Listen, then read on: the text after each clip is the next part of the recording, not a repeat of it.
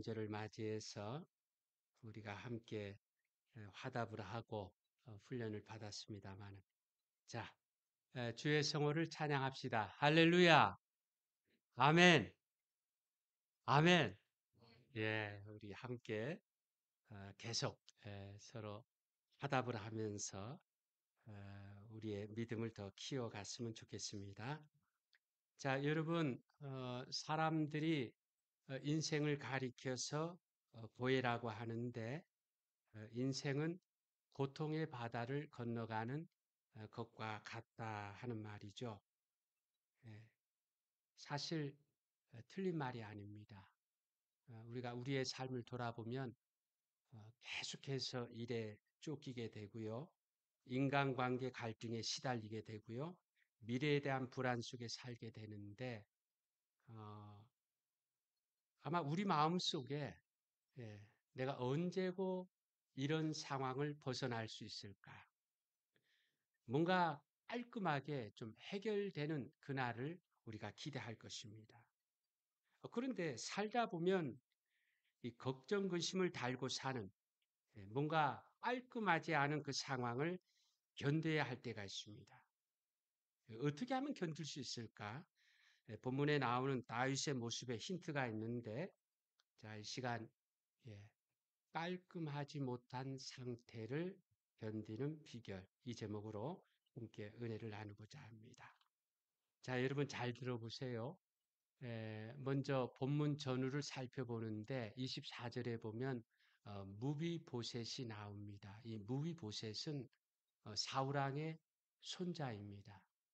사울왕이 다윗을 미워해서 죽이려고 했잖아요. 사울왕의 생각에는 다윗이 이 사울 왕가를 무너뜨릴까 봐. 그래서 아예 싹을 잘라내려고 그렇게 다윗을 미워하고 죽이려 한 것입니다. 근데 사울왕의 장자, 왕세자 요네단이 이 다윗을 숨겨주고 지켜줬습니다. 그래서 다윗이 목숨을 부지하게 됐는데 이제 세월이 흘러서 이스라엘과 블레셋과의 전쟁에서 사울왕과 요나단이 죽게 되고요. 그래서 하나님께서 다윗을 이스라엘의 왕으로 세워주셨습니다. 다윗이 왕이 되고 나니까 하나님의 은혜와 요나단의 은혜를 잊지 않았습니다. 그래서 요나단의 자식들 가운데서 아직 살아있는 자가 있는가 알아보게 했습니다. 그래서 알아봤더니요. 무비보셋이 아직 살아있는 것입니다. 근데 이 무비보셋은 그 전쟁통에 그 유모가 이 어린 무비보셋을 안고 도망가다가 그만 떨어뜨리는 바람에 두 다리를 다 저는 그런 사람이 됐습니다. 다윗이 데려오라 했습니다. 그리고는 사울왕의 모든 유산을 그 무비보셋에게 다 주면서 그리고 사울왕의 종이었던 그 시바를 이 무비보셋에게 붙여줘 가지고 모든 필요를 다 챙겨주고요. 정말 왕족처럼 그렇게 살게 해줬습니다. 그런데 그 후에 다윗 왕의 아들 압살롬이 반란을 일으켰습니다. 그 다윗 왕의 장남이 암논인데 그 암논이 배다른 형제 압살롬의 누이 동생을 욕보였습니다. 그럼 아버지 다윗이 그걸 아주 확실하게 제대로 그렇게 처리해야 되는데 예, 확실하게 징벌 하지도 않고요. 적당히 무마해버리자 이 압살롬이 그에 대한 원망을 불평을 가지고서 반란을 일으킨 것입니다. 주변 사람들을 아주 치밀하게 포섭을 해가지고 아주 갑자기 반란을 일으켰는데 그 기세가 굉장히 대단했습니다. 다윗이 얼마나 급했던지 허겁지겁 왕궁을 비우고 도망가야 했는데 여러분 한번 생각해 보시기 바랍니다. 반란이 일어났는데 반란을 진압해 봐야 반란의 주동자가 왕자이니까 자기 아들을 죽여야 되는 거잖아요. 그러니까 뭐 이겨도 이긴 게 아니고요. 저도 그 상황이 이게 진 게 아닌 정말 이 다윗의 마음이 처절하고 도망가는 행색이 비참했습니다. 그런데 그때 마침 이 무위보셋의 종 시바가 많은 음식을 가지고 다윗에게 찾아왔습니다. 다윗이 물었죠. 야, 내 주인 무비보셋은 어디 있느냐? 그랬더니 시바가 뭐라고 합니까? 반란이 일어나자 무비보셋이 좋아했습니다. 왕위가 자기에게 돌아오기를 은근히 기대했습니다. 그렇게 말을 하는 것입니다. 근데 다윗이 어떻게 하느냐? 뭐, 이 반란 중에 전쟁 중에 사실 여부를 가리기도 어렵지만은요.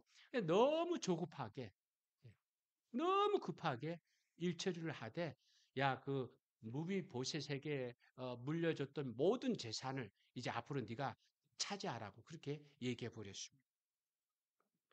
그 후에 이제 압살롬이 왕의 노새를 타고요 군사들을 거느리고 다윗 왕을 쫓아가는데 여러분 그 압살롬은요 이제 이 다윗에게 부인이 여러 명 있잖아요. 근데 이 압살롬을 낳은 그 어머니는요 출신이 왕족입니다. 왕이 뭐 아무하고나 결혼하지 않죠. 남자가 나름대로 능력이 있는 중에 여자 이렇게 아내를 구할 때에 어느 정도 외모를 보잖아요. 그러니까 이 압살롬이요 어머니가 왕족 출신이니까 얼마나 잘난 아들인 줄 몰라요. 그 잘난 것 중에 아주 최고 아주 멋진 것은요 그 압살롬의 그 머리카락이에요. 근데 압살롬이 왕의 노새를 타고 막 다윗을 쫓아가는 중에 그 머리카락이 그만 날리면서 나뭇가지에 걸려가지고요. 압살롬이 그냥 대롱대롱 매달리게 됐습니다. 그래서 군사들이 와서 압살롬을 죽이게 되고 그것으로 인해서 반란이 진압되게 됐습니다. 그래서 이제 다윗이 예루살렘으로 돌아가는데 무비보셋이 마중을 오네요. 그동안 돌봐주는 사람이 없었는지 어떤 그 얼굴과 행색이 말이 아니었습니다. 다윗이 물어봤습니다. 야, 내가 어째서 처음부터 나를 쫓아오지 않았느냐? 그랬더니 무비옷이 말하기를 시바가 자기를 쏘게 떠나는 바람에 그렇게 됐다고 하는 것입니다. 그 행색을 보니까 거짓말 하는 것 같지는 않습니다. 근데 문제는 뭡니까? 무비보셋의 종 시바는 말하기를 불순한 마음, 예? 반란이 일어나니까 막 좋아하면서 은근히 자기가 왕이 되기를 바란다고 그렇게 말을 했죠. 근데 무비보셋의 말은 내가 이 두 발을 저는 절른 발인데 저 종 시바가 나를 속이고 도망가는 바람에 가버리는 바람에 이 두 사람의 말이 서로 다른 겁니다. 근데 다윗이 어떻게 합니까? 알아보고자 하면은요 사실 여부, 진위 여부를 알 수도 있었습니다. 그런데도 다윗은 더 조사하지도 않고 두 사람에게 사울 왕의 유선을 둘 다 나눠 가지라 하는 것으로 끝내버립니다. 자, 여러분 보세요. 다윗의 그 처사가 좀 이상하지 않습니까? 그렇게 처리해 버리면은요, 뭔가 모르게 찝찝하기도 하고, 또 이게 뭐 반란과 연루된 어떤 그런 부분이기 때문에 나중에 또 문제가 생기지 않으면 계속 이제 신경이 쓰일 텐데도 다윗은 깔끔하게 정리하지 않은 그 상황을 기꺼이 받아들입니다. 자, 그렇다면 다윗이 왜 그랬을까요?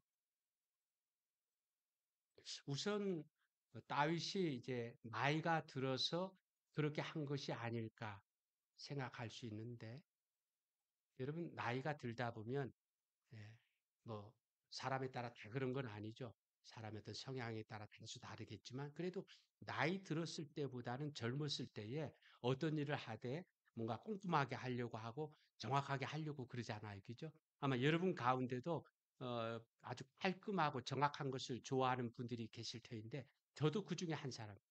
저도 어떤 일을 할 때에 뭐 어떻게 하든지 좀 깔끔하게 하고 정확하게 하려고 그렇게 하는데 제가 능력이 많아서가 아니에요. 오히려 능력이 부실하니까, 그죠? 어떤 일을 할 때에 제가 제 스스로의 부족함을 아니까 어떤 면에서 더 정확하게, 더 깔끔하게 그렇게 하려고 합니다.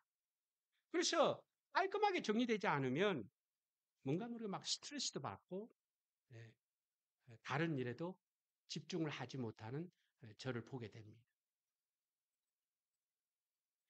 지금 일을 깔끔하게 하는 것으로 말하면 여러분 다윗도요, 만만치 않은 사람이에요.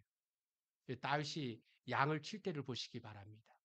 양을 칠 때에, 그죠? 그 좋은 일을 할 때도 아주 깔끔하고 정확하게, 뭐, 사자와 곰이 막 양을 잡아 먹으려고 오면 막 물맷돌을 날리고요. 막 쫓아가가지고 그 맹수를 막 이렇게 쳐다나는, 예. 그렇게 최선을 다하고, 그렇게 정성을 다하는 다윗. 나쁜 일에도 마찬가지예요. 여러분, 우리아를 죽일 때를 보시기 바랍니다. 얼마나 치밀합니까? 얼마나 끝까지 이렇게 하잖아요. 그죠? 다윗이 그런 사람이었습니다.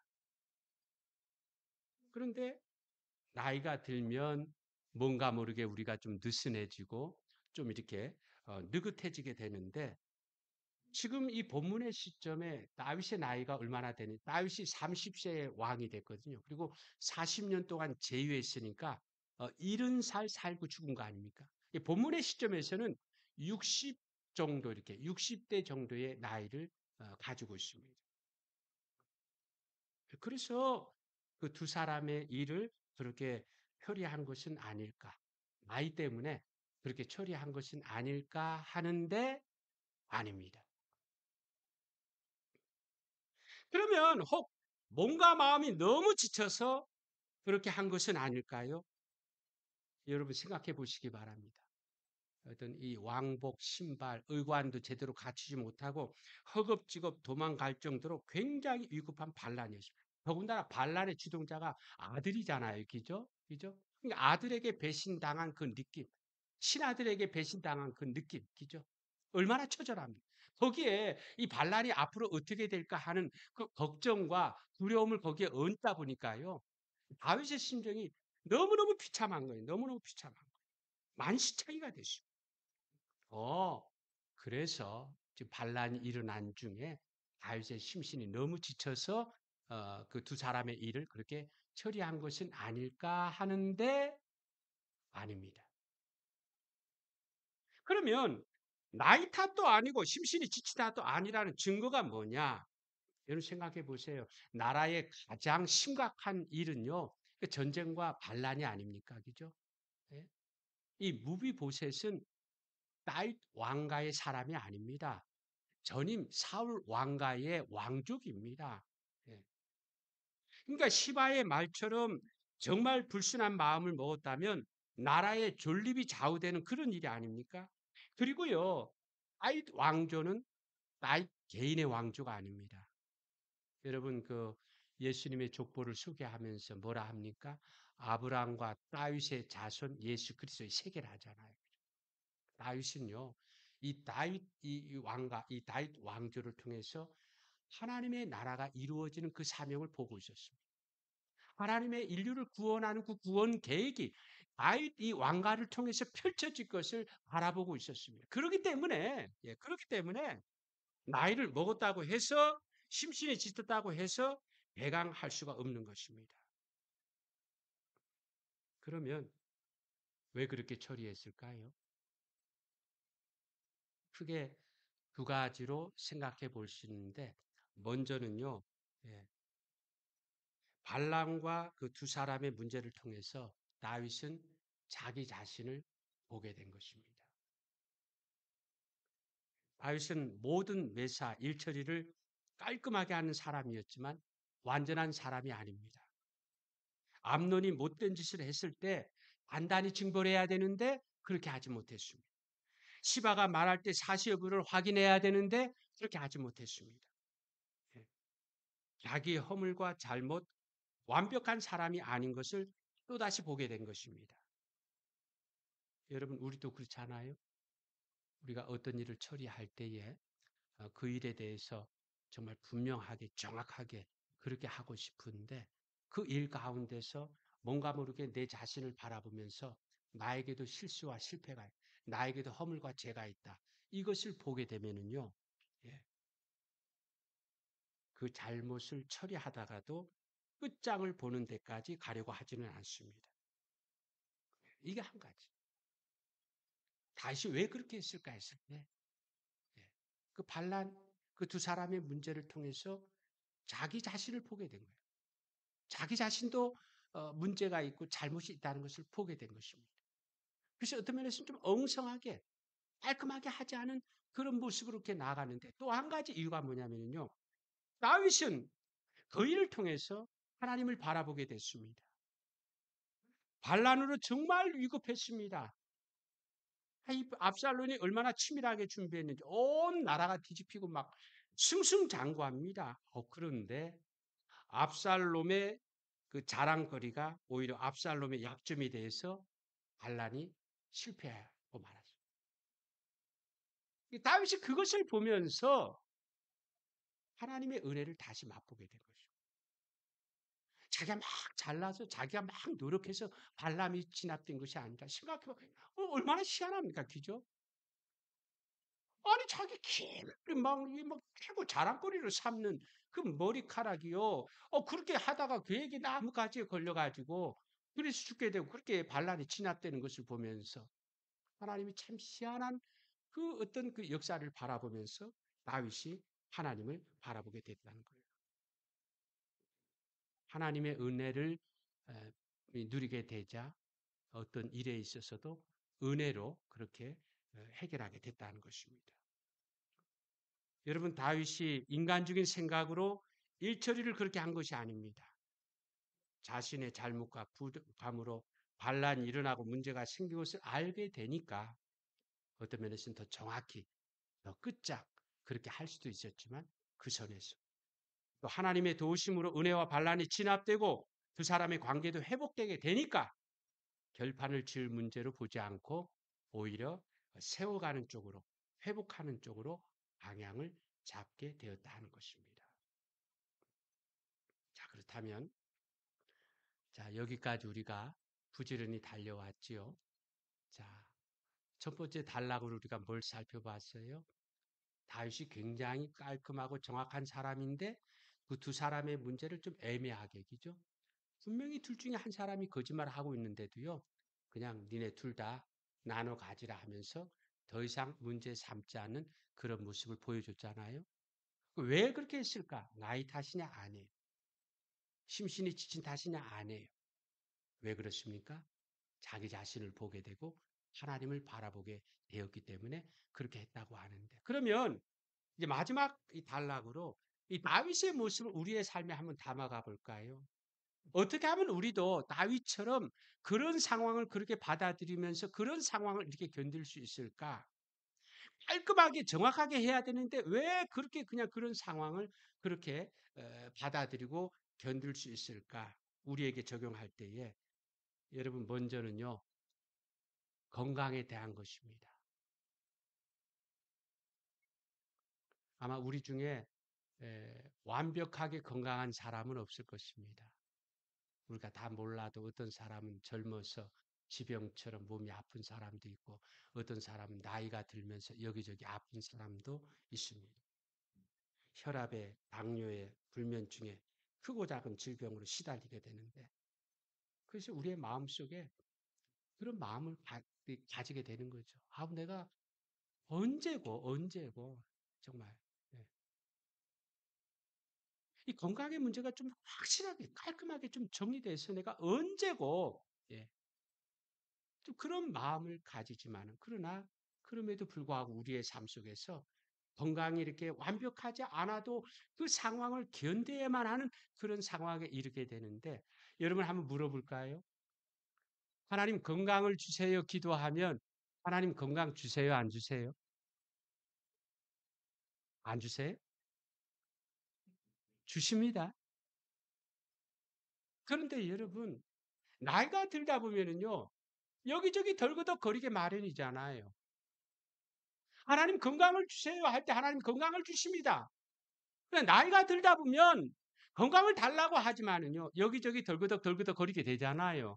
그러니까 건강에 대한 기도도 제한이 있다는 것입니다. 그렇지 않습니까? 우리 영원히 사는 게 아니잖아요. 하나님은 건강을 달라고 해서 길에 따라 건강을 주시기도 하지만은요, 나이가 들어가는데 계속 건강을 달라고 한다고 우리가 몸 하나도 아프지 않고 그렇게 살 수 있느냐는 거예요. 그렇지 않잖아요. 여러분, 건강에 대해서 오늘 우리의 마음에 내가 여기저기 아파도요. 왜 내가 이렇게 아프지? 왜 이런 병에 걸렸지 하면서 그래서 그 상황을 막 못 견뎌가지고 그렇게 하지 말고요. 사람 살다 보면, 늙다 보면 여기저기 아프게 마련. 그래서 그 상황을 내가 나름대로 받아들일 수 있는 그런 마음을 가져야 돼요. 생각해 보면요, 여러분, 여기저기 아픈 중에도 지금 내가 거동할 수 있으면 그게 감사한 것입니다. 다시 말씀을 드립니다. 건강 기도도 기한이 있어요. 건강을 달라 하면 건강 주십니다. 그러나 인생 살다 보면요, 아프게 덜그덕덜그덕 하게 마련인 것입니다. 그러므로 오늘 우리가 이 건강에 대해서 이 건강하지 못한 그 상황을 어떻게 하면 내가 견딜 수 있느냐 하는 부분에 있어서 어떤 사람은요, 건강하면서 건강이 막 연연한 사람이 있어요. 근데 그런 사람일수록 어떤 면에서는 병을 더 키우게 되는 경우, 막 영양제에 막 빠져서 어떤 뭐에 빠져가지고 막 건강해지려고 하는데 그 바람에 어떤 이 밸런스가 이게 구줄에 이게 망가져가지고요. 그렇잖아요. 그죠? 그러므로 오늘 우리가 여기저기 아픈 상황 어떻게 하면 잘 견딜 수 있을까? 예, 우선은요. 몸이 이렇게 건강한 거 감사하고요. 혹 여기저기 아프다 할지라도 예, 이것이 뭐 아주 막 이상한 게 아니라 나이가 들다 보면 여기저기 아프게 마련이라 하는 마음으로 그렇게 받아들이되 중요한 것은요. 몸을 아끼려고 하지 말아요. 음식을 아끼면 똥이 된다는 것처럼 몸을 아끼면 병을 키우게 돼요. 오히려 몸을 써야 되는 것입니다.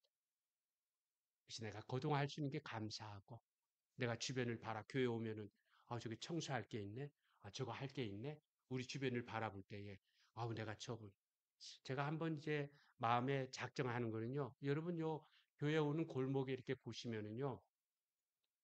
아마 나이 드신 연세 드신 분이 사시는 것 같아요. 집안이 좀 이게 뭐 나무나 이런 게 가꾸어지지 않잖아요. 내가 이 전도 차원에서 주의 사랑을 나누는 관점에서 그러면 찾아가서 서로 양해해 주시면 내가 한번 이렇게 그렇게 우리가 그래요. 우리가 몸 아끼려고 하지 말고요. 몸을 쓰려고 했어요. 아끼면 병이 되는 거예요. 그죠? 아끼는 게 목표가 아니에요. 오히려 내가 할 수 있는 대로 내 몸을 어떻게 쓸까? 그래서 그렇게 쓰는 곳으로 그렇게 나가서 아주 아픈 거에 대해서 깔끔하지 않은 상황에 대해서 다윗처럼 이렇게 느끼고요. 그래서 마음을 그걸 견딜 수 있는 그런 사람이 되고 몸을 쓰려고 해서 하나님이 주시는 힘과 능력을 가지고 정말 교회와 이웃을 아름답게 섬기는 우리 모두가 되시기를 축복합니다. 그 다음은 자식에 대한 것도 마찬가지입니다. 요즘은 뭐 자식 한두 명 낳는데 자식에 대해서 걱정하기 시작하면은요, 한이 없으시죠. 건강도 걱정, 휴직도 걱정, 결혼도 걱정, 장래도 걱정. 산 넘어 산입니다. 산 넘어 산. 언제까지 자식 걱정을 달고 살아야 하나? 아유, 정말 내 주변에 이 자식 걱정에 대해 좀 깔끔했으면 좋겠는데 어떤 면에서는 깔끔하지 않은 그 상황을 우리가 견뎌내야 되는데 여러분요, 어, 이거 생각하세요. 내가 자식에 대한 걱정이 자식에게 도움이 되고 있는가 하면 그 점을 이렇게 짚어보시기 바랍니다. 어제도 우리 성도님들하고 이야기하는 중에 제가 그런 이야기를 했습니다마는 과연 우리 부모의 걱정, 근심이 자식에게 도움이 되고 있을까? 많이 바라보니까요. 자식 키워놓고 보니까요. 자식에게 있는 모든 문제에 부모된 내가 무관하지 않은 것을 보게 됩니다. 우리가 자식에게 걱정하고 염려하는 문제로 삼는 어떤 식성도 그렇고요. 성격도 그렇고 타고난 것도 그렇고 물드는 습관도 그렇고요. 내 책임이 아니다 하지 못할 만큼 이 알게 모르게 원인이 된 것 같아서 자식에게 미안한 마음을 가지게 됩니다. 근데 그런 상황 중에 우리가 그러면 어떻게 하면 좋으냐? 여러분 우리가 관용적으로 말하자면 기도하는 자식은 망하지 않다. 기도할 수밖에 없는 기도할 수밖에 없는 거예요. 내가 걱정하고 막 근심하는 중에 다른 뭐 왕도가 없어요. 그냥 기도할 수밖에 없는 것입니다. 하나님께 맡기는 것입니다. 하나님께 맡기면은요, 자식을 대할 때 우리가 지혜로워집니다. 여러분 가운데 자식에 대해서 막 걱정, 근심이 되거든 자식을 위해서 정말 기도할 만큼 계속 기도해 보시기 바랍니다. 많은 사람이 기도하는 걸 그냥 맡기는 걸로 하나님 앞에 기도하고 나 신경 안 쓸란다 이런 방향으로 하는데 정말 자식에 대해서 기도하게 되면은요. 자식을 대하는 태도가 달라지게 돼요. 우리가 부모들이 자식을 대해서 걱정 근심한다고 하면서 어떤 면에서는요. 그 부모에 대한 걱정 근심을 자식에게 전가해 버리는 사실 그 나름대로 이렇게 살고 뭐 공부하면서 살고 있는데 부모가 너무 걱정하고 근심하니까 그게 자식에게 이렇게 전가가 돼서 자식이요 자기 인생에 대해서 염려하고 걱정하는 그런 쪽으로 이렇게 가게 되잖아요, 그죠? 오히려 자식을 더 걱정하고 근심하게 만드는 부모의 걱정 근심으로 머물지 않고 자식까지도 걱정하고 근심하게 만들어 버리잖아요, 그죠? 그러므로 다른 길이 없어요. 내가 언제고 아우 내가 이 자식에 대해서 좀 걱정하지 않고 좀 깔끔하게 지낼 날 없을까 하는데 그런 날 없어요. 그죠? 그럼 어떻게 하면 견딜 수 있을까 하는 문제인데 견딜 수 있는 비결은요. 기도밖에 없어요. 기도밖에 없어요.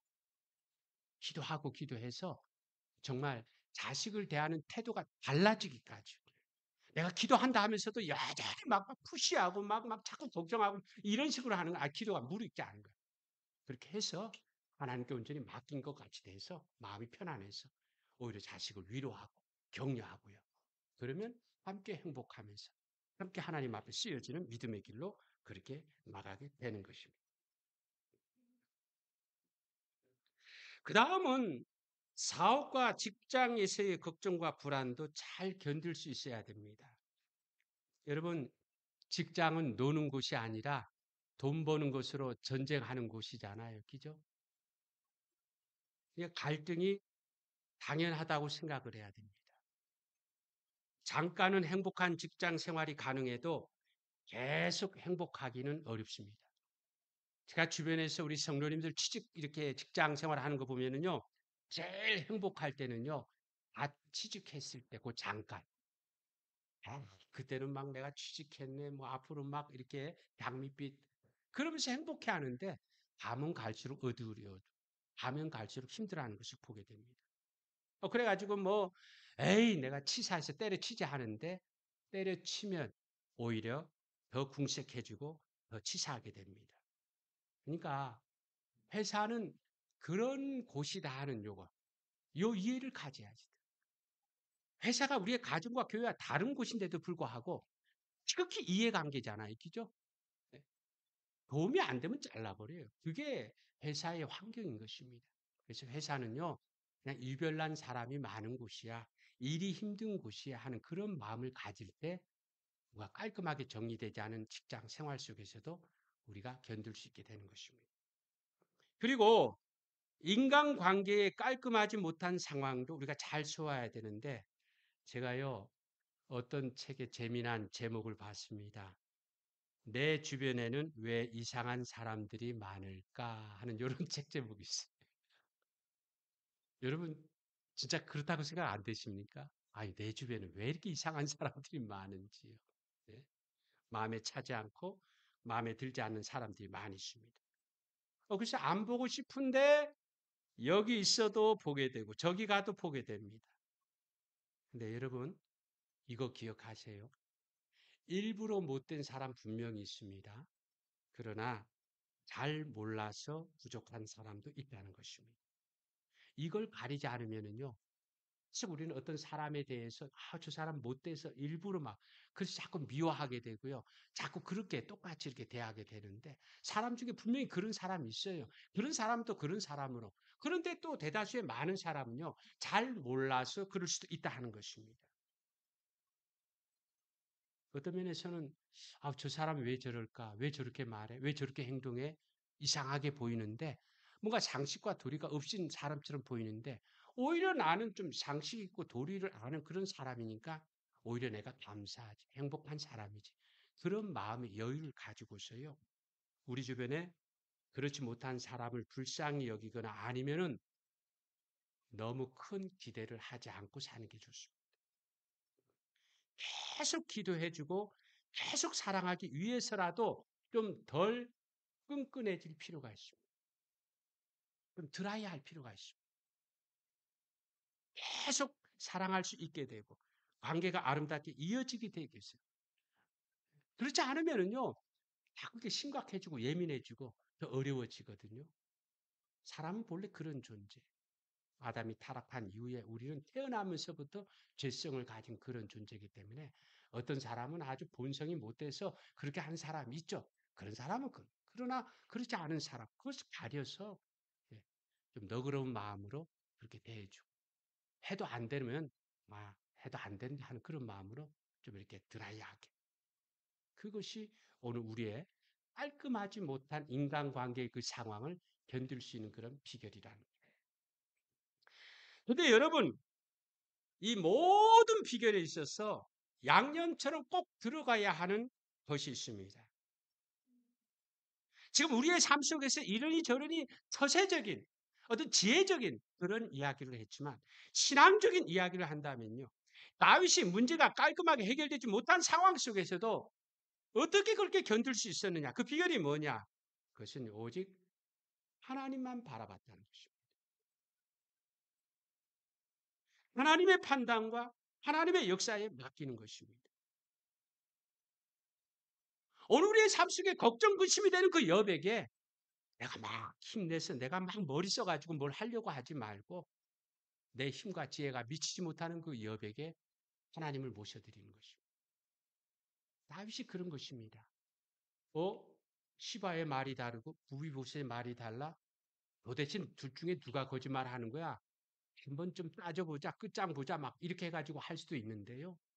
다윗이요.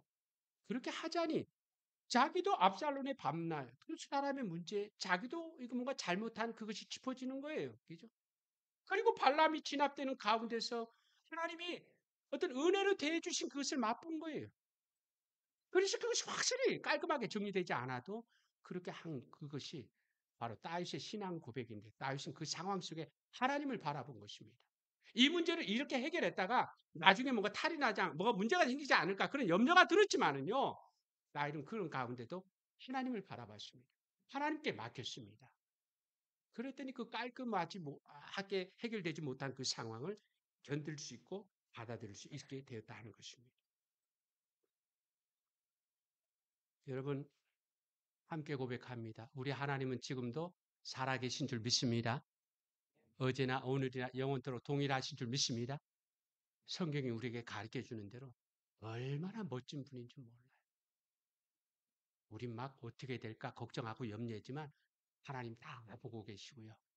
다 듣고 계시고요. 하나님의 뜻 가운데, 하나님의 정의와 사랑 가운데 하나님께서 다 역사해 주실 것입니다. 그것을 믿을 때, 그것을 내가 받아들일 때에 우린 스트레스를 심하게 받지 않게 되고, 분노하지 않게 되고, 다시 희망을 가지게 되고, 내 페이스를 유지하게 되고요. 덕스러움을 유지하게 되어서 문제가 풀어지는 쪽으로 다시 일어서게 되고요. 최후 승자가 되는 것입니다. 결론을 맺습니다. 여러분, 하나님이 과연 나를 사랑하실까 의심하지 마시기 바랍니다. 예. 어떻게 사랑하지 않는 사람을 위해서 아들까지 내주시겠습니까? 하나님은 우리를 사랑하실 때 우리가 죄인 되었을 때, 우리 원수 때, 이쁘지 않을 때 우리를 사랑하셨다고. 그러므로 지금 내가 바로 서 있거나 바로 서 있지 못하거나 하나님의 사랑은 여전히 우리에게 흐르고 있습니다. 하나님이 다윗에게 그렇게 그렇게 함께 해주신 그 사랑이 오늘 우리들에게도 향하고 있다는 것입니다. 하나님은 우리가 잘 되기를 바라고 계십니다. 행복하게 살기를 바라고 계십니다. 여러분, 예수님께서 죄와 허물의 대가를 십자가에서 완전히 해결해 주셨습니다. 네. 예수님의 그 십자가의 피로 나의 잘못, 나의 과업, 나의 모든 실수가 다 새롭게 시작하게 된 것입니다. 오늘 우리의 살길과 행복이 예수님의 십자가와 부활을 통해서 피어나게 될 것입니다. 여러분, 지금의 문제보다 정말 중요하게 챙겨야 할 문제는요. 이제 우리 모두가 곧 주님 앞에 서게 된다는 것입니다. 이 땅의 문제를 가지고 근심하기 시작하면은요, 예, 계속해서 염려하며 근심하며 어떤 경우에는 좀 막 내가 벗어나고 싶은 그런 마음이 들 정도로 그죠. 이 땅의 문제만 내가 어떻게 먹고 살까 하는 여기에만 마음을 두면은요, 걱정과 근심이 절대 떠나지 않아요. 계속해서 나를 쫓아가고 계속해서 나를 사로잡는. 오늘 우리가 진짜 걱정하고 염려해야 될 것은 그런 건 우리가 주님 앞에 설 그 자리인 것입니다. 그러므로 우리가 전도의 마음을 두면, 하나님의 나라의 마음을 두면 할 일이 많이 있어요. 먼저 그 나라와 그 일을 구하면 이 모든 것 더해 주신다 했으니까 뭐 자식에 대한 거, 뭐 경제에 대한 거, 건강에 대한 거 하나님께 맡기고요. 먼저 그 나라와 그 일을 구해서 그렇게 하면은요, 이상하게도요, 깔끔하게 정리되지 않은 상황 속에서도 내가 믿는 구석이 있으니까 하나님이 나와 함께 해주실 것을 내가 믿으니까 뭔가 모르게 그 상황을 받아들이게 되고 견디게 된다 하는 것입니다.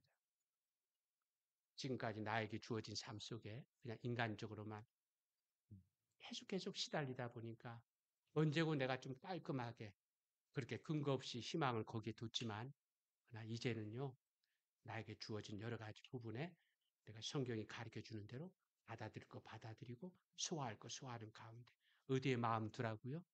내가 주님 앞에 서게 돼. 거기에 마음을 두면 내가 뭘 해야 되는지 어떻게 해야 되는지 그것을 우리가 보게 되는 것이죠. 어떤 일에 여러분 너무 완벽하게 하려고 하지 마세요. 어떤 문제에 끝장을 보려고 하지 마세요. 하나님 다 보고 계시고 듣고 계시고 판단하고 계시니까 하나님의 뜻대로 역사해 주실 것을 믿으시기 바랍니다. 다윗은 하나님만 믿고 바라봤습니다. 하나님만 믿고 맡겼습니다. 오늘 우리도 그렇게 하면은 우리의 믿음을 보시고 여러 가지 문제와 걱정이 있는 중에도 뒤탈이 없게 만들어 주시고 뒤탈이 생겼다 할지라도 하나님이 책임져 주실 것입니다. 아무쪼록 다윗이 걱정과 근심과 불안을 달고 살아서 깔끔하지 못한 상황 중에서도 하나님만 믿고 바라보는 가운데 잘 견디었던 것처럼 오늘 우리도 하나님만을 바라보고 하나님만을 의지하는 가운데 우리에게 주어진 힘든 삶 잘 견디고 감내하는 우리 모두가 되시기 바랍니다.